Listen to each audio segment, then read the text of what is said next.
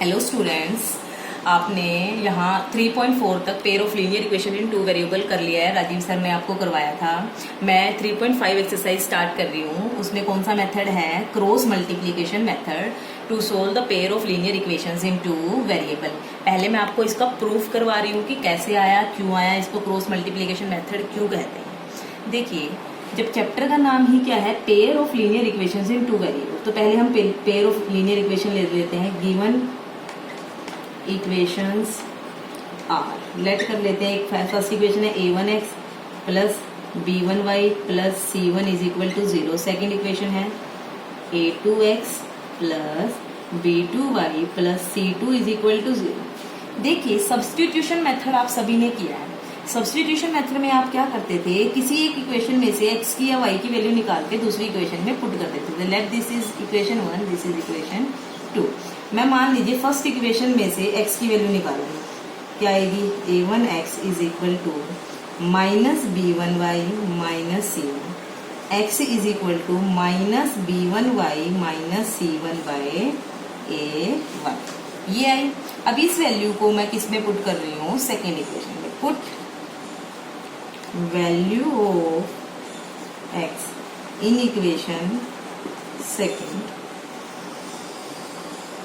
कीजिए। a2 into X की जगह क्या पुट करूंगी? Minus b1y minus c1 divide by a1 plus b2y plus c2 is equal to 0। करिए सोल्व। इसकी इससे multiply, minus a2 b1 y minus a2 c1 y में a1 plus b2y plus c2 is equal to 0। a1 क्या आ रहा है हमारे पास यहाँ पे? एलसीएम क्या आएगा? Minus a2 b1y minus a2 c1, आगे लेंगे तो माइनस प्लस इसके साथ a1 की मल्टीप्लाई हो जाएगी, b2 a1y plus c2 a1 is equal to 0। a1 उधर 0 के साथ मल्टीप्लाई होके खत्म होके 0 हो जाएगा। जो y वाले हैं उनको इकट्ठा कर लो, इसमें से इसमें से y कॉमन, अंदर क्या बचेगा? देखिए यहाँ तो बचेगा a1 b2 minus a2 b1, और जो बिना y वाले हैं टर्म्स हैं उनको उस साइड दे देंगे। ये उधर जाके प्लस का a2 c1 minus c2 a1, ये मल्टीप्लाई में इधर जाके डिवाइड। y की वैल्यू आ गई a2 c1 minus c2 a1 divide by a1 b2 minus a2 b1। तो y की ये वैल्यू आ गई हमारे पास। अब बात करते हैं x की। x की वैल्यू निकालने के लिए y की ये वैल्यू हम किस में पुट कर देंगे? x की वैल्यू में। करिए पुट करेंगे। Put value of y in equation third कीजिए। x is equal to minus b1, y की जगह a2 c1 minus c2 a1 divide by a1 b2 minus a2 b1। ये हो गई y की value. Minus c1 divide by a1 है हमारे पास, ये हो गया। अब देखिए, सिंप्लीफाई करेंगे इसको। पहले ऊपर वाले की कर लेते हैं। क्या आएगा? ऊपर वाले का एलसीएम लेंगे, क्या आएगा? a1 b2 minus a2 b1, ये एज इट इज। माइनस का b1 a2 c1 माइनस का minus minus plus plus b1 c2 a1, फिर किसके साथ मल्टीप्लाई करेंगे तो क्या आएगा? माइनस का c1 a1 b2 minus c1 a2 b1, और ये a1 नीचे वाले के साथ डिनोमिनेटर के साथ कहाँ हो जाएगा? मल्टीप्लाई में। जो कैंसिल हो रहा कैंसिल कर दीजिए। देखिए, ये प्लस का c2 a1 b1 है, c2 a1 b1 कहीं है ये ऐसा या कोई और हो? यहाँ ये प्लस का हो जाएगा। देखिए, c1 a2 b1 c1 a2 b1, ये इससे कैंसिल हो गया। हमारे पास फाइनली बचा क्या? b1 c2 a1 minus c1 a1 b2 divide by a1 b2 minus a2 b1 into a1। ऊपर वाले में से a1 कॉमन आ रहा है, देखिए ये भी है ये भी है, नीचे वाले से क्या हो जाएगा? कैंसिल। हमारे पास फाइनली बचा b1 c2 minus c1 b2 divide by a1 b2 minus a2 b1। मतलब हमारा जो हमने सब्स्टिट्यूशन मेथड लगाया तो x की वैल्यू तो ये आई और y की वैल्यू ये आई। देखिए हमने क्या किया, हमारे पास दो लीनियर इक्वेशंस थी, a1x plus b1y plus c1 is equal to 0, a2x plus b2y plus c2 is equal to 0। हमने फर्स्ट इक्वेशन में से x की वैल्यू निकाली, क्या आई minus b1y minus c1 by a1। इस x की वैल्यू को हमने इक्वेशन नंबर सेकंड में पुट कर दिया और एलसीएम वगैरह लेके सिंप्लीफाई किया तो y की ये वैल्यू है। अब इस y की वैल्यू को हमने इक्वेशन नंबर थर्ड में पुट किया तो सिंप्लीफाई करके x की ये वैल्यू आई हमारे पास।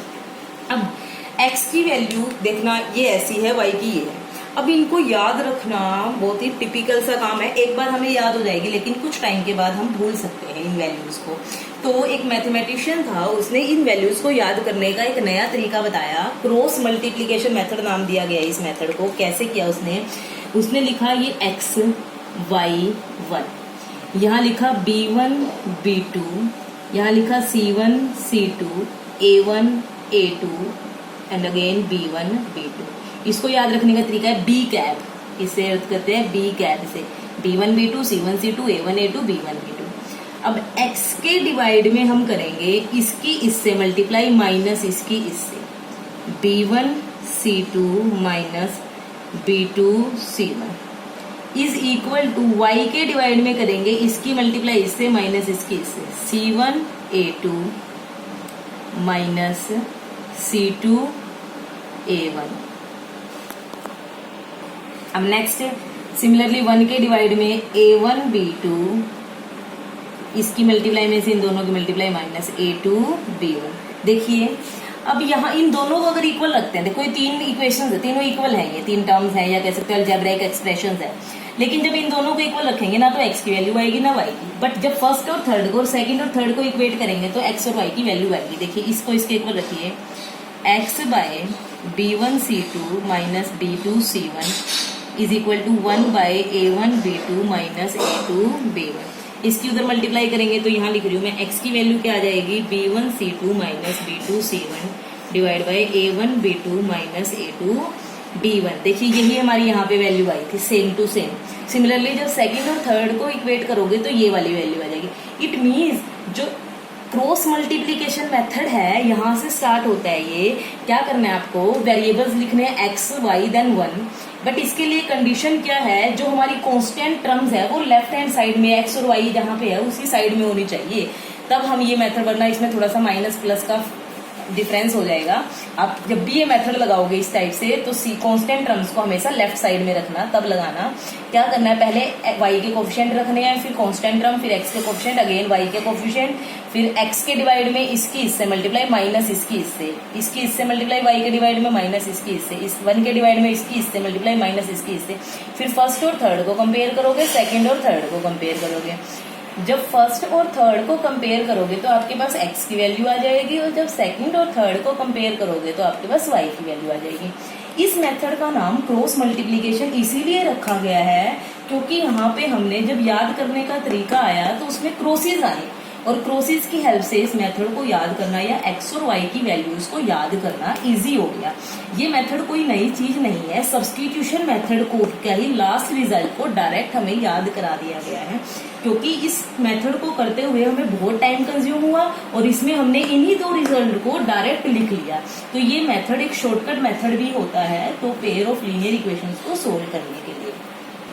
देखिए हमें इन दोनों इक्वेशंस को सोल्व करना है, हम इनको क्रॉस मल्टीप्लिकेशन मेथड से सोल्व करते हैं। मैंने कहा था कि क्रॉस मल्टीप्लिकेशन मेथड लगाने से पहले हमें कांस्टेंट टर्म्स को इस साइड लिखना पड़ेगा। तो गिवन इक्वेशंस क्या होंगे हमारे पास, given equations are 2x plus y minus 5 is equal to 0, ये प्लस का इधर आके माइनस का, 3x plus 2y minus 8 is equal to 0। क्या करना है, x y 1, यहाँ y के कोफिशिएंट इसमें कितना है 1, इधर 2, 1 2, constant terms minus 5 minus 8, x के कोफिशिएंट 2 3, अगेन y के कोफिशिएंट 1 2।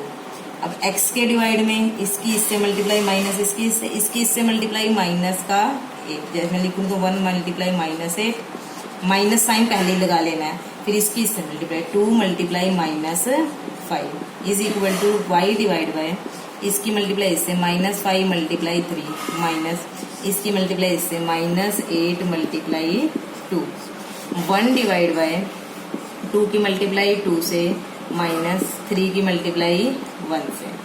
देखिए x डिवाइड बाय इनकी मल्टीप्लाई -8 माइनस माइनस प्लस का 10 y divide bye -15 minus minus plus हो जाएगा प्लस का 16 और 1 डिवाइड बाय 2 2 जा 4 -3 x डिवाइड बाय 10 में से 8 गया 2 y डिवाइड 16 में से 15 गया 1 डिवाइड बाय 1। अब फर्स्ट और थर्ड को कंपेयर करेंगे x by 2 is equal to 1 by 1 2 उधर जाके मल्टीप्लाई में x की वैल्यू तो आ गई 2।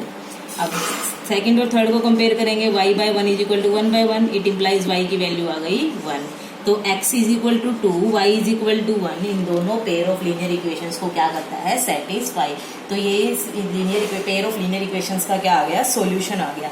देखिए इस मेथड को करने में बहुत ही कम टाइम कंज्यूम हुआ और इसलिए इसको क्रॉस मल्टीप्लिकेशन कहते हैं क्योंकि इसमें क्रॉस मल्टीप्लाई यूज होती है। तो इस तरह से आप इसको प्रूव भी कर सकते हैं। एक दो क्वेश्चन आप ट्राई कर लेना। Thank you.